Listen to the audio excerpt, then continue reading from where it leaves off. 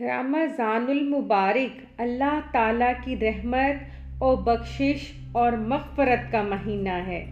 اللہ تعالیٰ نے سابقہ امتوں کی طرح امت محمدی صلی اللہ علیہ وآلہ وسلم پر بھی روزے فرض کیے تاکہ یہ اس کے ذریعے تقوی و پرہیزگاری حاصل کریں۔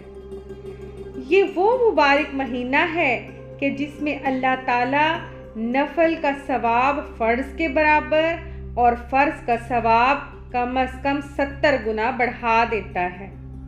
رمضان میں مسلمانوں کے لیے جنت کے دروازے کھول دیے جاتے ہیں، جہنم کے دروازے بند کر دیے جاتے ہیں، سرکش شیاطین کو زنجیروں میں جکڑ دیا جاتا ہے۔